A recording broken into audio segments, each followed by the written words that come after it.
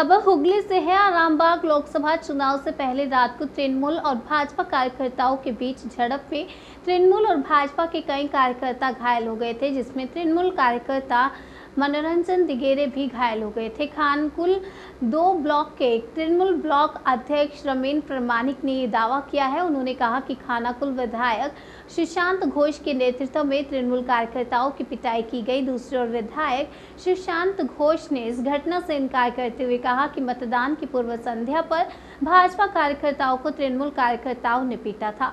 तृणमूल नेता रमेन प्रमाणिक ने बीजेपी विधायक पर जमकर भड़ास निकाली और शव को सड़क पर रखकर कार्यकर्ताओं ने प्रदर्शन किया। बिगड़ते हालात को देख मौके पर भारी पुलिस बल तैनात किया गया। प्रदर्शनकारियों को पुलिस ने समझा बुझाकर सड़क को खाली करवाया। तृणमूल ने मांग की है कि विधायक सुशांत घोष को तुरंत गिरफ्तार किया जाए। इसके बाद तृणमूल कार्यकर्ता मनोरंजन दिगेरे ने शव को लेकर पार्टी तृणमूल कार्यालय पहुंचे, राजघाटी में श्रद्धांजलि अर्पित की। इस मौके पर तृणमूल के आरामबाग सांगठनिक जिले के अध्यक्ष सपन नंदी, आरामबाग सांगठनिक जिला युवा तृणमूल के उपाध्यक्ष नूरुन्नबी मंडल भी मौजूद थे। घटना के बारे में तृणमूल नेता और भाजपा विधायक सुशांत घोष ने क्या कहा, सुनिए। गत 19 मे रात्रिबेला हमारे राजघाटी 1 नम्बर अंचलेर प्रत्येकटी स्थाने तृणमूल कांग्रेसेर नेता नुन्नबी मंडल श्यामल प्रामाणिकेर नेतृत्वे हमला करा है। एक बाइक बाहिनी बेर है, बाइक बाहिनी बेर हुए सेखाने आमादेर पंचायतेर जिनि उपप्रधान रयेछेन ओनाके कोपानो हय। सेई संगे आरो 6 जन कार्यकर्ताके जखम करा है। तृणमूल कांग्रेसेरও कयेकजन जखम है, किन्तु तृणमूल कांग्रेसेर एक कार्यकर्ता मनोरंजन दिगार ओनार नाम, उनि गतकाल राते हृदरोगे आक्रांत हये मारा जान। किन्तु आमादेर काछे जेटा खबर आछे जे जेदिन गंडगोल है तार परेर दिनই ওনাকে হাসপাতাল থেকে সার্টিফিকেট দিয়ে ছেড়ে দেওয়া হয়, অর্থাৎ উনি সুস্থ আছেন। উনি সুস্থ ছিলেন, প্রতিদিনের মতন উনি কালকেও কাজ করে বাড়ি ফিরেছেন। কালকে উনি সারা দিন ইঞ্জিন ভ্যান নিয়ে মালপত্র বহবহি করেছেন, স্টোন চিপ বালি সমস্ত কিছু উনি বয়েন, এর কাজ করেন। উনি সেই মালপত্র বয়েছেন সারা দিন ধরে, কিন্তু রাত্রিবেলা প্রচণ্ড গরম রয়েছে, সেই গরমের সময় উনি হৃদরোগে আক্রান্ত হয়ে মারা গেছেন। আমাদের কাছে যতদূর পর্যন্ত খবর এসেছে ওনাকে হাসপাতালে নিয়ে যাওয়ার পথে উনি শেষ নিঃশ্বাস ত্যাগ করেন। কিন্তু তৃণমূল কংগ্রেস এটাকে নিয়ে নোংরা রাজনীতি করছে। দেখুন, যে কোনো মৃত্যুই খুবই দুঃখজনক ঘটনা, রাজনৈতিক হিংসা দুঃখজনক ঘটনা। ওনার পরিবারের প্রতি আমি সমবেদনা জ্ঞাপন করছি। সেই সঙ্গে তৃণমূল কংগ্রেসকে আমরা ধিক্কার জানাচ্ছি নোংরা রাজনীতি করার জন্য। বেছে বেছে ভারতীয় জনতা পার্টির কার্যকর্তাদের ঘরবাড়ি ভাঙচুর করা হচ্ছে। আমাদের যিনি উপপ্রধান রয়েছেন তপন বাগ, ওনার বাড়িও ভাঙচুর করা হয়েছে। প্রত্যেকটা মহিলাকে পাড়ার মধ্যে ঢুকে মহিলাগুলোকে মারধর করা হচ্ছে। নুন্ডবী মণ্ডল, শ্যামল মণ্ডল, যিনি খানাকুল 2 নম্বর পঞ্চায়েত সমিতির তৃণমূলের সভাপতি রয়েছেন, ওনার শেখ রাজা, ওনার নেতৃত্বে গণ্ডগোল চলছে। প্রত্যেকটি তৃণমূলের নেতা এই গণ্ডগোল হিংসায় ঝাঁপিয়ে পড়েছে। আমরা প্রশাসনের কাছে দাবি করেছি তদন্ত হোক, আগে প্রশাসন তদন্ত করুক। নিশ্চয়ই উনি যেদিন হাসপাতালে ভর্তি হয়েছিলেন সেদিনের একটা রিপোর্ট প্রশাসনের কাছে আছে, হাসপাতাল কর্তৃপক্ষের কাছেও আছে। ওনাকে ডিসচার্জ করার পুরো বিষয়টাও রয়েছে, রেজিস্টারে রয়েছে। তাই আমরা প্রশাসনের কাছে আশা করব প্রয়োজনীয় তদন্ত করা হোক। আর তৃণমূল কংগ্রেসকে একটা কথাই বলতে চাই, হিংসা করবেন না।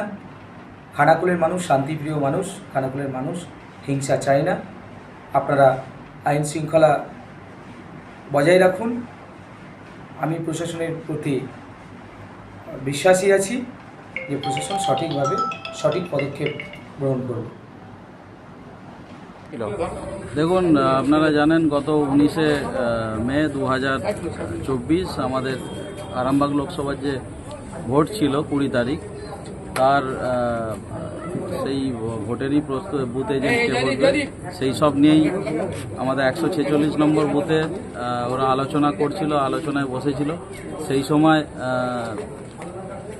তপন বাগ, বিজেপির যে উপপ্রধান, তার নেতৃত্বে একদম বিধায়কের ইন্ধনে 20 থেকে 25 জনের একটা দল যে অতর্কিত হামলা চালায়, সোড, রড, বললাম, কাঠের চেলা এইসব দিয়ে আমাদের 12 থেকে 13 জনকে ইনজিওর্ড করে। তারপর আমরা তৎক্ষণিক সেখান থেকে উদ্ধার করে নিয়ে এসে আমাদের শ্যামলদা ছিল, আমাদের কিষানের যে সভাপতি, এবং নূর নবী মণ্ডল জেলার যুব সহসভাপতি, ওরা এসে আমি শুদ্ধ যেয়ে ওখানে আমরা উদ্ধার করে হসপিটালে ভর্তি করি। কিন্তু এতটাই সিরিয়াস ছিল, সঙ্গে সঙ্গে এখানে খানাকুল যে গ্রামীণ হসপিটাল আছে সেখানে স্থানান্তরিত করার পর 2-1 জনের চোট এত গুরুতর ছিল, তার দিকে আবার আরামবাগ থেকেও স্থানান্তর করার পরে এনার দিকে 2-1 দিন 3 দিন রাখার পর ছেড়ে দেওয়ার পর গতকাল হঠাৎ ওনার ওই ক্ষত স্থানে যেখানে সেলাই হয়েছিল ওখানে যন্ত্রণা শুরু হয় এবং নাক মুখ দিয়ে রক্ত ওঠে। তৎকালীন আমরা খানাকুল হসপিটালে ভর্তি করে, কিন্তু তিনি তখনই মারা যান।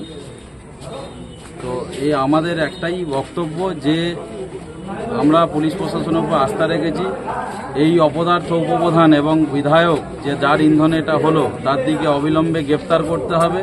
আমরা নালে বৃহত্তর আন্দোলনে যাব, আর এর আমরা শেষ দেখে ছাড়ব। আমি আগেও বলেছি, এই অপদার্থ বিধায়ক এইসব গন্ডগোল করাচ্ছে আমাদের একটা দীর্ঘদিনের আমাদের লড়াকু সৈনিক আমরা আজকে হারালাম। তো আমরা বদলা নয় বদল চাই, এতে বিশ্বাসী ছিলাম। কিন্তু খানাকুলের এই বিধায়ক আর এই সব প্রধান কিছু মাতাল 24 ঘন্টা যারা কোনো আইন কানুনকে পরোয়া করে না, তাদের অবিলম্বে না গ্রেপ্তার করলে আমরা নিজেরা আইন হাতে তুলে আমরা শাস্তি দেব। বিধায়ক বলছে যে শরীর খারাপের কারণে মারা গেছে, আমাদের কোনো এর মধ্যে কারণ নয়, আমরা এর কোনো কারণ নয়। আমি বলছি এখনো পোস্টমর্টম হলো না, উনি তো জাল সার্টিফিকেট করে নিজের এফিডেভিট দাখিল করেছেন যে আমি মাধ্যমিক পাস বলে। আমি বলছি অপদার্থ লম্পট, আগেও বলেছি, আবার আমার নামে নাকি কেস করবে বলেছে। নিজে জাল সার্টিফিকেট, চরিত্রহীন লম্পট।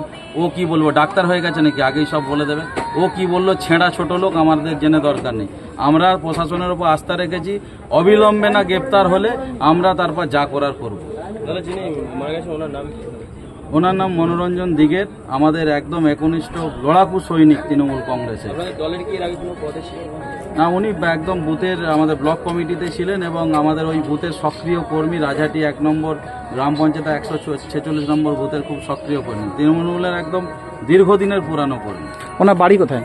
ওনার বাড়ি রাজহাটি রামচন্দ্রপুর দোবাদি পাড়া। পরিবারটা তো দাদা একদম ভেসে গেল, আপনারা পাশে থাকবেন? আমরা দল সর্বদা পাশে থাকবে। আমাদের লড়াকু জেলা সভাপতি উনিও আসছেন, উনি আশ্বস্ত করেছেন এবং আমার দল আমার মাধ্যমে ওনাদের পরিবারকে আশ্বস্ত করে। দল সবসময় পাশে আছে, সর্বদা প্রত্যেকটি তৃণমূল কংগ্রেসের পাশে আমাদের দল আছে।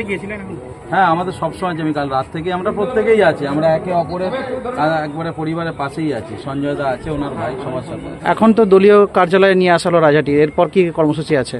দেখছি আমরা আলোচনা করে পরবর্তী সিদ্ধান্ত আপনারা দেখতে পান। ধন্যবাদ।